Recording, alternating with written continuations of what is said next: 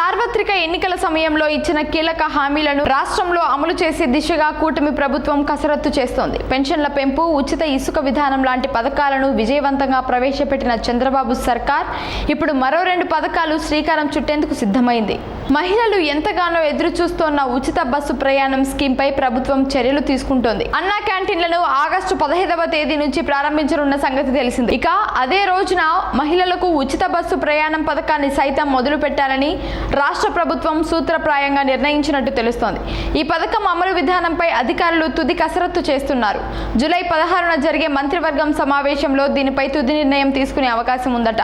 ఇక అన్ని కుదిరితే ఆగస్టు 15న సీఎం చంద్రబాబు విశాఖ వేదికగా మహిళలకు ఉచిత బస్సు ప్రయాణం స్కీమ్ కు పచ్చజెండా ఊపనున్నారు. మరోవైపు మహిళలకు ఉచిత బస్సు ప్రయాణం పథకంపై ఇప్పటికే ఏపీఎస్ఆర్టీసీ అధికారులు పొరుగు రాష్ట్రాలైన కర్ణాటక, తెలంగాణలో పథకం అమలవుతున్న తీరుపై అధ్యయనం చేశారు.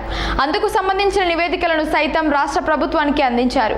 ఈ పథకం అమలు తర్వాత ప్రభుత్వం పడే ఆర్థిక భారం ఎంత, పథకం అమలులో తలెత్తే సమస్యలు ఏంటి, ఆర్థికంగా తీసుకోవాల్సిన చర్యలు తదితర అంశాలపై ఆర్టీసీ అధికారులు నివేదికలను సిద్ధం చేశారు. రాష్ట్ర వ్యాప్తంగా ఉన్న అన్ని రూట్లలోనూ ఈ పథకాన్ని అమలు చేసే దిశగా చర్యలు తీసుకుంటోంది రాష్ట్ర ప్రభుత్వం.